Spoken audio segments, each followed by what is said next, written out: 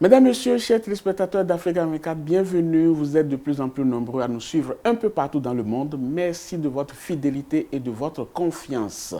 Aujourd'hui, nous recevons une personnalité qui nous vient du Cameroun. Il est professeur agrégé de médecine, spécialiste en cardiologie. Le docteur Aimé Boni est notre invité. Merci d'avoir accepté notre invitation. Merci de m'avoir invité, M. Babila. C'est un honneur pour moi d'être à Africa 24 ce jour. En tout cas, c'est nous qui sommes honorés de recevoir un prestigieux professeur que vous êtes. Mais beaucoup de téléspectateurs se posent quand même la question. On se demande, est-ce qu'il travaille au Cameroun? Est-ce qu'il travaille en France, d'où nous émettons? Vous êtes où concrètement? Je suis dans les deux pays. Je suis médecin des hôpitaux français et en même temps médecin d'un hôpital de Douala au Cameroun et enseignant à l'université de Douala. Merci, professeur. Le monde entier a vécu et vit encore à l'ère de coronavirus. Les grands États, même les grandes puissances n'y ont pas échappé. On se demandait même comment est-ce qu'on en est arrivé là? Qu'est-ce qui nous arrive? Comment est-ce que vous l'avez vécu, vous? Avec beaucoup de gravité, car cette pandémie a effectivement eu des effets très dévastateurs sur tous les plans, sur le plan humain, parce qu'il y a eu quand même beaucoup de pertes, et il continue à en avoir. J'entends en Europe, on est quand même déjà loin du pic, on est plutôt dans la décrue, donc ça va mieux, mais ça a été très tendu, très difficile, et c'est toujours pénible de voir des gens mourir sans avoir vraiment les moyens de pouvoir sauver tout le monde. Donc on a sauvé ce qu'on peut. Mais ça a été difficile et donc c'est avec assez de gravité que j'ai vécu ces moments de confinement et aussi d'exercice de ce métier pour pouvoir aider le corps médical à prendre en charge les malades. On parle de 400 000 morts à l'échelle mondiale, mais que les grandes puissances mondiales succombent aussi facilement à une telle catastrophe. Comment est-ce qu'on en est arrivé là? Effectivement, 400 000 morts, c'est beaucoup. Et comment est-ce qu'on est arrivé à ça? On est arrivé à ça simplement parce que nous avons affaire à un virus qui est quand même assez méchant, qui a un degré de contagiosité qui est très important et qui fragilise beaucoup des populations qui ont un certain nombre de difficultés, de tares, les populations âgées. Et donc c'est pour ça qu'on se rend compte qu'il y a eu beaucoup de morts en Occident parce que nous vivons quand même dans un monde, le monde occidental, où la population âgée représente quand même une bonne proportion de toute la population générale dans ces pays. Et donc c'est des gens qui sont susceptibles d'avoir des complications de cette grippe, enfin de ce virus. Et donc les morts sont effectivement comptés parce que nous avons donc ces facteurs de risque, mais aussi il faut dire que sur le plan de la gestion, les choses ne sont pas passées forcément correctement. On a eu des pays qui ont pris du temps pour réagir et pour mettre en place des mesures de distanciation sociale. On a eu des pays qui ont eu du mal à s'approvisionner en équipement permettant une prise en charge adéquate, tant au niveau des masques qu'au niveau même des respirateurs, par exemple. Et quand je le dis, je parle donc des pays développés, tels que les États-Unis, la France. Oui, mais on va même prendre l'exemple de la France. La France qui compte à peu près 30 000 décès pour cette maladie. Est-ce que c'est de l'impréparation? Est-ce que c'est le cafouillage au début qui a pu occasionner autant de dégâts? Oui, il y a un peu de tout ça. Il y a un peu de tout ça. Il y a eu un problème de pénurie des masques. Voilà, à cause donc d'une gestion gouvernementale qui n'a pas été bonne. Et parce qu'il y avait cette pénurie, les discours ont été d'abord au départ des discours plutôt fallacieux où on disait aux gens que c'est pas la peine de porter des masques, qu'il fallait les réserver simplement au personnel médical. Mais en fait, on a vite compris que c'est l'absence d'une riposte adéquate des gouvernants qui les a amenés à prendre des décisions qui n'avaient rien à voir avec la réalité de la prise en charge contre le coronavirus. Donc, il y a eu une défaillance manifeste des pouvoirs publics. Il y a aussi l'indiscipline des populations qui ont du mal à comprendre qu'il fallait faire des sacrifices pour circonscrire la propagation de ce virus. Nous allons nous intéresser à notre continent, l'Afrique pour laquelle on prédisait le pire, où on disait attention, et c'est l'OMS surtout qui a donné l'alerte en disant l'Afrique n'a qu'à se préparer au pire. Mais à l'arrivée, apparemment, il n'y a pas eu de pire, hein, quand bien même on n'est pas encore totalement à l'abri aujourd'hui. Mais qu'est-ce qui a pu faire mentir les prévisions de l'OMS? Alors, moi, je ne vois pas le problème de cette façon-là. Je ne pense pas qu'il faille considérer que l'OMS, à la limite, souhaitait qu'il y ait du pire en Afrique. Prévenir vaut mieux que guérir. L'OMS, c'est juste... Prévenir de manière si alarmiste, psychologiquement, ce n'est pas vraiment tenable, parce qu'il y a des gens qui sont fragiles. Mais vraiment, si on va aller se suicider simplement parce que l'OMS a dit que, attention, ça peut être pire chez vous, ben, j'ai envie de dire que c'est qu'on a vraiment une capacité de résilience qui est finalement très discutable. Non, l'OMS dit, faites attention, parce qu'il faut quand même être honnête.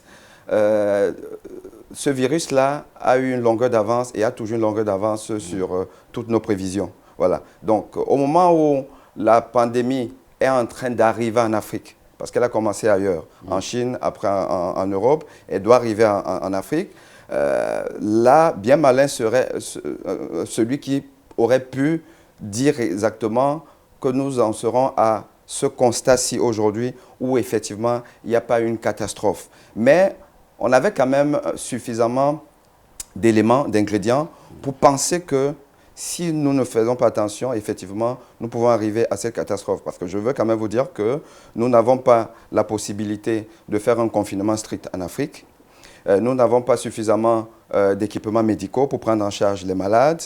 Nous avons une population qui est quand même assez indisciplinée en termes du respect de certaines consignes.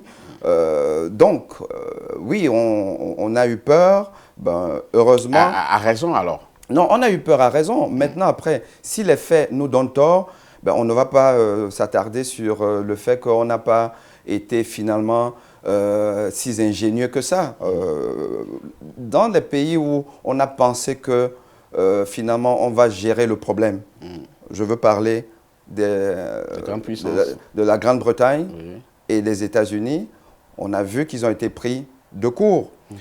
Donc, fort de ces expériences-là, moi, je pense qu'il était de bon ton que l'OMS dise « Faites attention, prenez les mesures nécessaires, sinon vous pouvez virer à la catastrophe. » Mais la réalité, elle est là. Hein. L'Afrique s'est portée plutôt bien, ou plutôt mieux en comparaison de certains nombre d'États. Alors, qu'est-ce qui a milité en faveur de l'Afrique? Je pense que ce n'est pas essentiellement dû aux mesures prises par les États africains. Parce que parlant de ces mesures-là, il y en a eu qu'on peut considérer comme effectivement salutaires, vertueuses, parfois symboliques. Je prends le cas par exemple du Burkina Faso, où le gouvernement a décidé de réduire ou bien de surseoir à certains salaires de ministres pendant quelques mois. Oui, on sait que c'est plus de l'ordre du symbole qu'autre chose, mais les symboles sont importants dans la vie. Oui. Voilà. Vous pensez que ça a eu un impact? Ça a joué un rôle? Psychologiquement, oui, ça veut dire que nous sommes tous dans le même bateau. Voilà. Et nous vous demandons de vous impliquer dans la prise en charge, dans ce combat. Mais nous-mêmes, nous le faisons déjà. Parce qu'à l'inverse, on connaît des pays où les gouvernants ont été plutôt très légers dans leur capacité à pouvoir s'autodiscipliner. Et ça, effectivement, c'est un mauvais renvoi vers une population qui attend quand même des dirigeants de faire preuve d'exemplarité. Donc ça, c'est important, les symboles. Mais au fond, je ne suis pas sûr que c'est parce qu'on a mis des points d'eau dans des villes pour se laver les mains, qu'on a distribué des masques de manière très épisodique dans certains coins. que finalement la pandémie a eu un impact aussi finalement. Est-ce à dire que l'homme africain a une certaine immunité contre la maladie à la base? Ça, il faut le prouver. Il faut le prouver, on ne le sait pas. On ne sait pas si en fait l'Africain est prémuni, peut-être parce que les vaccinations, puisqu'il y a la théorie de la vaccination contre le BCG, a été faite de manière assez large dans les populations africaines. Est-ce qu'il y a une immunité croisée et tout? On ne sait pas, c'est des supputations. Oui. On n'a pas de preuve de ça, mais il faut pouvoir analyser le problème. Au moins, ce qu'on sait, c'est que la population africaine, elle est jeune. Voilà. Et qu'il y a une relation directe entre déjà la contagiosité et la gravité de la maladie en fonction de la tranche d'âge des populations. Et c'est une population jeune où on est moins contagieux et lorsqu'on attrape la maladie, on la fait, on peut être asymptomatique, on est souvent asymptomatique et quand on est même symptomatique, on finit par guérir spontanément. Donc on peut imaginer que la population jeune africaine est donc un facteur protecteur. Ça au moins c'est quelque chose qui est connu. Donc on a profité, on bénéficie de cet atout-là. En tout cas, entre autres choses qu'on a remarqué pendant cette période-là, il y a eu cette grosse polémique autour d'un médicament, l'hydroxychloroquine, pour ne pas le nommer. Cette grosse polémique, est-ce que ça avait sa raison d'être? Est-ce que l'OMS a bien réagi? Et aussi, on parlera des maladies cardiovasculaires, votre domaine de prédilection. Mais avant de parler de tout cela, nous allons marquer une courte pause, chers téléspectateurs. Ne partez pas, on vous retrouve dans quelques instants. Retour sur le plateau d'Africa 24 pour la suite de cette émission qui reçoit aujourd'hui le professeur agrégé en médecine, le spécialiste en cardiologie, le docteur Aimé Boni. Merci d'être toujours en notre compagnie. Avant la pause, je parlais du fameux hydroxychloroquine qui a fait beaucoup de vagues, beaucoup de polémiques. On se demandait, est-ce que cette polémique valait vraiment la peine, étant donné qu'il n'y avait aucun remède et qu'un professeur dise « j'ai fait des expériences, je constate que ce produit, quand même, nous apporte quelque chose ». D'où vient la polémique selon vous? La polémique de l'hydroxychloroquine et d'autres médicaments tels que le Covid organique de Madagascar, oui, la potion de Monseigneur Cléda au Cameroun et d'autres décoctions en Afrique nous renvoie vers la difficulté que nous, les Africains, avons à rentrer dans l'histoire civilisationnelle de la rigueur scientifique. Il faut pouvoir démontrer un concept. Et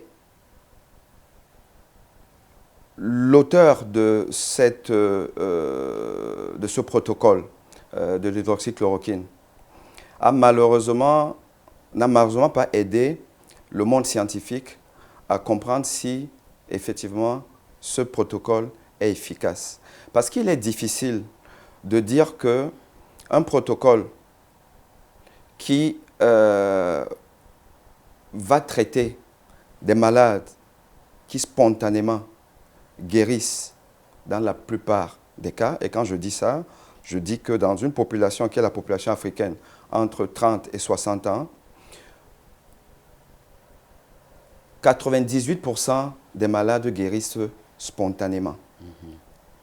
Donc si vous dites que mon protocole est efficace, il va falloir démontrer que si on ne donne pas cette molécule à une population bien donnée, cette population va mourir. Mais professeur, je suis parfaitement d'accord avec vous. Mais il y a l'urgence dans laquelle on se trouvait. Parce que ce produit n'est pas une nouveauté. Ce n'est pas une nouveauté parce que ce produit existait déjà et les gens en prenaient. Et l'OMS, par exemple, qui essaie beaucoup d'illustrer dans ce débat, qui dit « attention, ne prenez pas cela », mais pourquoi l'OMS ne donnait pas cette alerte pendant que les Africains, pendant des années, prenaient ce produit-là? Non, mais là, on est dans deux situations très différentes. L'OMS avait recommandé l'hydroxychloroquine dans le traitement du palu. Oui. Là, nous ne parlons pas du palu. Oui, bien entendu. Nous ne parlons pas du palu. Le palu, si vous ne prenez pas un médicament pour lutter contre le palu, vous mourrez. La malaria, elle tue de manière systématique. Oui. Le coronavirus, ne tue que très rarement.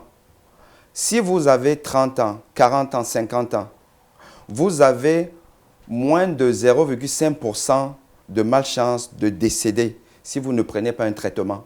Donc, ce qui veut dire que dans 99,5% des cas, les malades vont guérir spontanément. Alors, si on vous a donné un médicament qui n'est quand même pas dénué d'effets secondaires, mais qu'est-ce qui va prouver que c'est ce médicament qui vous a guéri? Et pour vous donner en fait un exemple factuel, c'est que le Niger, comme beaucoup de pays, le Sénégal nous l'a dit, le Cameroun nous le dit, le Niger nous dit que nous allons continuer à donner parce que nous guérissons nos malades. Nous n'avons que 65 morts sur 970 cas testés. Et quand vous faites le rapport pour avoir la létalité, donc le taux de létalité au Niger est de 6%. 6% de taux de létalité dans une population qui a quand même en moyenne entre 30 et 60 ans. Je vous prends la population allemande. En Allemagne, où les gens sont quand même plus âgés, le taux de létalité est de 5%. Donc vous imaginez que si on prend les Allemands qui ont entre 30 et 60 ans, on aura un taux de létalité qui sera inférieur significativement que le taux au Niger. Maintenant, on va me dire que bon, là-bas c'est l'allemand, ce n'est pas exactement les mêmes cofacteurs. Alors je vous ramène en Afrique. Je vous prends le cas par exemple de la Tanzanie. La Tanzanie qui n'a pas adopté l'hydroxychloroquine a un taux de létalité de 2%. Le Malawi qui n'a pas adopté l'hydroxychloroquine a un taux de létalité de 1%. C'est-à-dire qu'ils font mieux que le Niger qui en donne à tout le monde. Allez donc démontrer que c'est parce qu'au Niger, on donne cette molécule qu'il y a jusque 6% de létalité. Non, en science, ce n'est pas comme ça qu'on démontre. En science, il faut une méthodologie qui utilise des outils statistiques qui permettent de dire que oui, cette molécule, elle est efficace. Et c'est pour cette raison que vous comprenez que le monde occidental n'a pas adoubé le protocole de Marseille. Parce qu'en Occident, on veut la preuve scientifique. En Afrique, nous sommes encore dans la croyance, un peu comme une croyance religieuse. Mais la croyance religieuse, malheureusement, ne prospère pas dans le monde scientifique. Mais à cette allure, si je vous suis, vous ne croyez pas aux remèdes indigènes que l'on prend en Afrique? Les tisanes et autres. Parce que c'est difficilement prouvable, ces potions qu'on prend en Afrique. Monsieur Babilas, oui. Une fois de plus, il faut que l'Afrique et les scientifiques africains apprennent à éduquer même les populations à raisonner scientifiquement. Parce que c'est la science qui nous a permis de faire autant de progrès, de reculer la mortalité, d'augmenter l'espérance de vie. C'est la science. Or, les scientifiques africains, malheureusement, ne sont pas suffisamment arrimés à cette exigence-là. C'est pour ça que moi, je comprends que les populations, effectivement, se disent « Ben oui, mais en Afrique, on ne peut pas, nos décoctions, on ne peut pas prouver. » Non, si on peut prouver, il suffit de faire deux groupes. Vous donnez à un groupe la fameuse décoction africaine et à un autre groupe, vous ne donnez pas parce que ça, c'est éthique. On peut le faire. Nous ne sommes pas en guerre. Le patient qui a 30 ans, qui a 35 ans, il n'est pas en guerre parce qu'il va guérir spontanément, comme je vous l'ai dit, j'insiste là-dessus, il va guérir spontanément dans plus de 99,5% des cas. Donc, on peut prendre le risque de ne pas lui donner. Et si jamais il va s'aggraver, parce que même ceux qui prennent les décoctions, vous n'allez pas me dire que tous sont guéris à 100%. Donc, on a toujours les possibilités de les prendre en charge. Donc, une fois qu'on a fait deux groupes et on a donc testé, on arrive à démontrer que dans le groupe qui prend, il y a plus de guérison que dans le groupe qui ne prend pas de manière statistique, on aura la preuve scientifique. La preuve scientifique, la science, ça ne veut pas dire l'affaire des autres, des occidentaux, des blancs. Hein. La science, elle est partout. Même ce que nous faisons en Afrique, c'est de la science. Nos grands-parents... C'est la science qui n'est pas toujours prise en compte, vraiment, on n'en tient pas beaucoup compte. Et ça crée une certaine frustration au niveau de ceux-là qui estiment qu'ils apportent quelque chose, mais on n'y apporte pas beaucoup d'intérêt. On n'apporte pas d'intérêt, vous savez pourquoi? Pourquoi? C'est parce qu'ils ne font pas l'effort, justement, de protocoliser, d'écrire, de mettre à la disposition de tout le monde leurs travaux pour qu'on puisse juger. Vous voyez comment est-ce qu'on a jugé le travail publié par le Lancet au point où il a finalement été retiré. C'est parce qu'il a été publié et ça donne la possibilité à tout le monde de pouvoir analyser. Moi, je vais vous dire que, à propos par exemple de la décoction de Monseigneur Cléda du Cameroun, qui nous dit « j'ai guéri 100 personnes, après c'est 200, après c'est 1000 ». J'ai un confrère scientifique qui a proposé à Monseigneur Cléda d'aider son équipe à colliger leurs données, leurs patients, pour analyser, essayer de faire un rapport scientifique qui permettrait de dire qu'effectivement, ce traitement est efficace. Je peux vous assurer qu'il n'a toujours pas eu de retour parce que Monseigneur Cléda a du mal à fournir les données de ses patients. Or, quand vous n'avez pas colligé les données, quand vous ne savez pas exactement quelle est la population que j'ai soignée, quels sont les facteurs de risque qu'ils ont, leur âge, est-ce qu'ils ont l'hypertension et autres, et je les ai suivis, j'ai la possibilité de dire que très exactement, j'ai soigné 10 personnes sont guéries. Et dans ceux qui n'ont pas pris le traitement, il y a 8 personnes qui sont guéries. Et les analyses statistiques vont permettre de dire que oui, cette différence-là, elle est significative. Pour le faire, il ne faut pas que ce soit le médicament qui vient de l'Occident. Même nos décoctions peuvent avoir ce protocole parce que la science, elle est universelle. Oui, mais les protocoles sont universels. Et une fois que vous ne l'avez pas fait, il est difficile de démontrer que... Oui, mais professeur, est-ce que vous contextualisez ce que vous dites? Parce qu'on parle de l'Afrique, on connaît à quel niveau se trouvent les gens et on connaît aussi à peu près ceux qui sont à l'origine ou bien ceux qui sont porteurs de ces soi-disant remèdes-là. On sait que, bon, peut-être c'est des gens qui n'ont pas été à l'école, on sait que c'est des gens qui n'ont pas fait de grandes études, même s'ils ont été à l'école, et ces protocoles qu'on exige, ça leur fait beaucoup. Et le patient même qui va vers eux, c'est la majorité, parce qu'il n'y a pas des agents de santé un peu partout, il n'y a pas de centre de santé un peu partout, mais au moins ils proposent quelque chose comme ça. Est-ce qu'il n'est pas temps aussi qu'on aille vers eux? Parce qu'en n'allant pas suffisamment vers eux, est-ce qu'on ne passe pas à côté de quelque chose? Mais je vous ai donné l'exemple d'un confrère scientifique qui vit au Canada, qui allait vers Monseigneur Cléda, qui n'est quand même pas un illettré. Monseigneur Cléda, c'est quand même un homme d'église, c'est quelqu'un qui sait de quoi il parle. Donc, il allait vers Monseigneur Cléda, mais malheureusement, il n'y a pas eu de retour. Et si on parle du Covid organique de Madagascar, ben, le président malgache, c'est quand même un lettré. L'Institut malgache est quand même une institution qui a pignon sur rue. Mais pour autant, ils n'ont pas mis en place un protocole scientifique permettant une démonstration claire et nette. Est-ce que vous comprenez pourquoi ils ont cette attitude-là, à peu près? Selon vous, pourquoi il y a cette attitude-là de ne pas mettre à disposition des grands scientifiques leur protocole?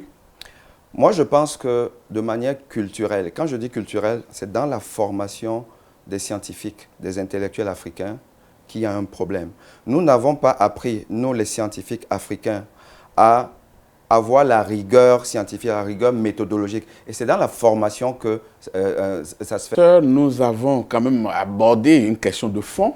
On peut faire des tonnes et des tonnes d'émissions là-dessus, mais peut-être on y reviendra un jour. Mais nous n'allons quand même pas trop nous écarter de votre domaine de prédilection, la cardiologie, surtout parler du dernier congrès mondial de cardiologie, où vous avez été primé. On reviendra dans la toute dernière partie de cette émission sur ce que vous avez publié, qu'est-ce que vous avez apporté concrètement et parler de la cardiologie de manière générale. Chers téléspectateurs, on marque un second arrêt et on vous retrouve dans quelques instants. Nous amorçons la toute dernière partie de cette émission qui reçoit le professeur agrégé, spécialiste en cardiologie, Dr Aimé Boni. Merci d'être toujours en notre compagnie pour cette toute dernière partie. Et cette partie où nous allons parler du dernier congrès mondial de cardiologie, c'était à Paris. À ce grand rendez-vous, vous avez présenté un travail sur la prise en charge des maladies cardiovasculaires. Alors, dites-nous, que disait cette étude-là? Alors, c'est une étude qui est centrée sur la prise en charge d'un type de maladie cardiovasculaire qu'on appelle les bradycardies, c'est-à-dire le ralentissement du rythme cardiaque. Donc, lorsque le cœur n'arrive pas à se contracter de manière régulière et qu'on a des battements de cœur qui sont en dessous de 40 battements par minute, Donc on aura besoin d'un support. Et donc ce support-là s'appelle le pacemaker. Voilà, donc on doit implanter le pacemaker. Le pacemaker a un coût. En moyenne, on va dire que ça tourne autour de 600 000 francs CFA, ça peut aller à plus, voilà, plus ou moins selon les pays. Et donc, ce qui est quand même beaucoup pour une population africaine. Et dans un contexte où les gens n'ont pas de prise en charge étatique, il n'y a pas d'assurance maladie, la couverture maladie universelle, donc les gens doivent payer. Or, on constate donc une certaine disparité de prise en charge dans des pays africains. Donc, on a essayé d'analyser, en fait, quel est ce degré de disparité, ou quels sont les pays qui prennent mieux en charge, là où il y a un volume d'implantation des pacemakers plus important, et des pays où il y en a très peu, où des gens meurent à cause d'une bradycardie, ce qui est quand même aberrant au XXIe siècle, qu'on puisse mourir pour maladie qu'on peut traiter de manière radicale. Et donc, on a fait cette étude et on s'est rendu compte que, évidemment, les pays du Nord, du Maghreb, les pays, enfin l'Afrique du Sud et les pays de l'Afrique de l'Est se débrouillent mieux que les pays francophones, que les pays, parmi les pays francophones, il y a certains pays de l'Afrique de l'Ouest qui se débrouillent mieux que l'Afrique centrale. Donc ça, on a fait cet état. Et on s'est rendu compte qu'il y a vraiment une corrélation entre la gouvernance dans des pays et puis le niveau de prise en charge de cette maladie. Ce qui appelle quand même un message important, c'est qu'il faut remettre l'être humain au centre du développement. Les AVC, les accidents vasculaires et cérébraux, la deuxième cause de mortalité dans le monde aujourd'hui, chiffre alarmant. Hier, ce n'était pas cela, aujourd'hui, ça prend de l'ampleur. Qu'est-ce qui explique cela, justement? Alors, l'accident vasculaire cérébral, donc déjà, c'est lorsque un vaisseau du cerveau éclate et le sang part donc du tuyau pour inonder le tissu cérébral. Et comme ce tissu-là commande en fait notre motricité, donc on peut avoir une hémiplégie. Mais soit le vaisseau va donc s'éclater, ou alors c'est un caillot de sang qui va aller boucher une petite artère. Et le sang ne peut pas donc irriguer la partie en aval. Et ce tissu-là va mourir, c'est ce qu'on appelle un AVC ischémique. Donc, il y a des AVC hémorragiques ou AVC ischémiques. Et les AVC sont dus à certaines maladies, certains facteurs de risque cardiovasculaire, parmi lesquels l'hypertension artérielle, qui est d'ailleurs la première cause des AVC, l'hypertension artérielle. Or, vous savez que l'hypertension artérielle, c'est la maladie des Africains. On en a beaucoup en Afrique à cause de facteurs génétiques, à cause de l'alimentation, un peu trop de sel, entre autres. Et donc, et si vous ajoutez le fait que c'est normalement un tueur silencieux, l'hypertension artérielle, c'est-à-dire qu'on ne ressent rien, on n'a pas de symptômes jusqu'au jour où on fait par exemple un AVC. Et puisque les Africains n'ont pas la culture d'aller à l'hôpital, parce que l'accès aux soins est quand même difficile, les gens ils doivent payer, ainsi de suite. Donc, des gens vivent avec l'hypertension artérielle pendant longtemps sans le savoir, jusqu'au jour où ils font un Mais AVC. jusqu'à un passé récent, on disait que les AVC, c'était la maladie des personnes âgées.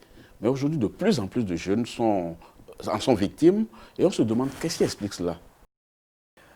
Parce qu'il y a d'autres causes aussi d'AVC. Je vous ai parlé de l'hypertension artérielle, qui est la maladie des vieux.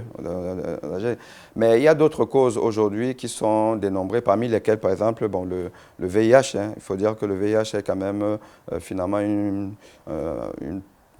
pandémie, si je peux le dire, en Afrique, et que ça peut se compliquer justement d'accident vasculaire cérébral, parce qu'il peut avoir une atteinte de la microcirculation au niveau des vaisseaux du cerveau et entraîner donc un AVC. Donc, quand un sujet jeune de la trentaine, 40 ans fait un AVC, il faut chercher d'autres causes que l'hypertension artérielle. Et parmi ces causes-là, il y a donc le bilan du VIH qu'il faudra faire.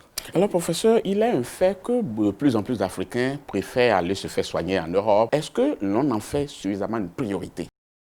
Vous savez, et les gens qui me suivent savent que ça, c'est mon combat.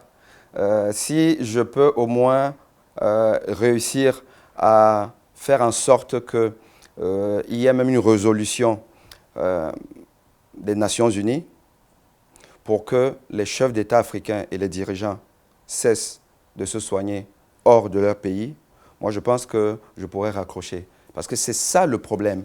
La première cause de décès en Afrique, ce n'est pas le palud, ce n'est pas le VIH, ce n'est pas aujourd'hui le coronavirus, c'est la maladie des personnes âgées. Et donc, il faut c'est la mauvaise gouvernance.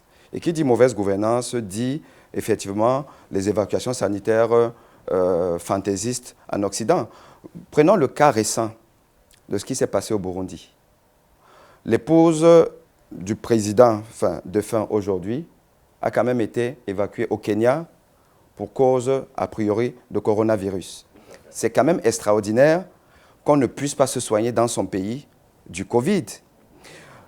Son mari, défunt président, est décédé officiellement d'arrêt cardiaque. Mais il y a de forts soupçons que ce soit du coronavirus. Et on nous a dit, et c'est même sur votre chaîne que je l'ai appris, que le seul respirateur du Burundi a dû être transporté de là où il était vers l'hôpital où il a été pris en charge. C'est quand même extraordinaire. Et s'il avait une maladie qui ne nécessitait pas une prise en charge urgente, il aurait été évacué. Il aurait été évacué, laissant donc toute une population, je ne sais pas, ils sont peut-être 2 millions ou un peu moins, je ne sais pas trop, avec juste un seul respirateur. Comment pouvez-vous considérer qu'un chef d'État qui est resté 15 ans au pouvoir n'a pu doter son pays que d'un seul respirateur? C'est ça le problème et le drame de l'Afrique. L'Afrique ne fait pas suffisamment pour pouvoir soigner sa population. Or, une population qui ne peut pas se soigner, c'est une population malade. Et une population malade, c'est une population qui est condamnée à rester sous-développée. Voilà le problème. Professeur, les Africains ont compris ça et les dirigeants aussi semblent avoir compris cela. Mais quand ils estiment que quand ils se retrouvent devant des situations où tout est urgence, l'éducation est une urgence, la santé est une urgence, l'agriculture est une urgence, il faut commencer quelque part, disent-ils. Parce que la déclaration d'Abuja préconisait que chaque État consacre 15% de son budget national à la santé. C'est vrai qu'il y a certains États qui sont encore à 4% ou à 5%. La plupart d'ailleurs. La plupart d'ailleurs. Est-ce que ce n'est pas parce que tout est urgence qu'on ne sait pas par où commencer, on essaie de saupoudrer? Vous savez que l'OMS a été créée en 1948 avec pour objectif précis permettre à tous les États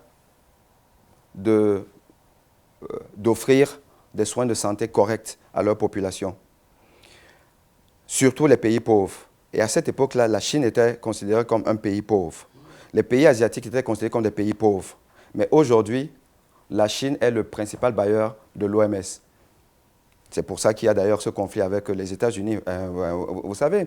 Alors, comment est-ce qu'on peut nous expliquer que 60 années après, tout est encore une urgence, c'est-à-dire qu'on n'a pu rien régler. Parce qu'en fait, l'Afrique n'a rien réglé depuis lors. Que ce soit l'éducation, la santé, l'économie, rien. Mais vous n'allez pas quand même dire que tous les dirigeants africains se sont entendus pour faire de la malgouvernance. Ils veulent, ils ont des ambitions. Mais peut-être qu'il y a des contingences que nous, on n'arrive pas à expliquer. Oui, mais je suis d'accord avec vous. Mais vous savez, dans la vie, il faut se donner des moyens. Il faut se donner des moyens. Et quand on ne peut pas, et qu'on reste au pouvoir quand même 15 ans, ben, on n'a jamais pu, 20 ans, on n'a jamais pu, 30 ans, 38 ans, 40 ans, ben, on n'a jamais pu. Ça veut dire qu'en fait, on s'est accommodé de ça et que ça nous arrange. C'est tout. Quand vous n'êtes pas capable, parce qu'effectivement, il y a des contingences, parce que je vois à quoi vous faites allusion, et c'est ça le problème de l'Afrique, c'est les Occidentaux. Mais à toujours vouloir s'infantiliser, à toujours vouloir considérer que c'est les autres. Moi, j'ai envie de vous dire que, ben, qu'est-ce que vous avez fait pour, en fait, vous défaire de ça, puisque, en fait, vous vous accommodez de ça. Et quand on s'accommode, on a le résultat qu'on a aujourd'hui. Et si on ne peut pas s'accommoder, on trouve que je ne peux pas, je n'ai pas les moyens, on démissionne. Vous connaissez combien de chefs d'État africains qui laissent le pouvoir parce que, ben, moi, je n'ai pas pu, peut-être quelqu'un d'autre pourrait. Il y a des gens qui pourraient inverser le rapport de force entre l'Occident et l'Afrique. Mais ceux-là, malheureusement, n'arrivent pas au pouvoir. En tout cas, professeur, il y a, dans votre combat justement, trouve écho au niveau d'un certain nombre de dirigeants. Le Bénin, par exemple, le président béninois a pris la décision qu'il n'y aura plus d'évacuation sanitaire et il fallait que chacun se soit au Bénin. Ça a été applaudi de partout, mais dans le même temps, il aurait bien voulu équiper les hôpitaux de son pays, ce qui n'est pas encore le cas aujourd'hui. Ça veut dire que la volonté y est. Mais au-delà de la volonté, il y a quelque chose d'autre qui retient les dirigeants. Soit il y a des effets d'annonce, parce que c'est aussi possible. Soit c'est juste des effets d'annonce, soit effectivement, il y a quelque chose qui coince. Mais ça, s'il y a quelque chose qui coince, il faut qu'on le sache. Il faut que le peuple africain, la jeunesse d'aujourd'hui, qui bout d'indépendance, veut vraiment l'indépendance, qu'elle soit au courant que nos chefs d'État ont des difficultés objectives. Et peut-être que le peuple va aider les chefs d'État justement à trouver des solutions. Parce qu'il y a des solutions.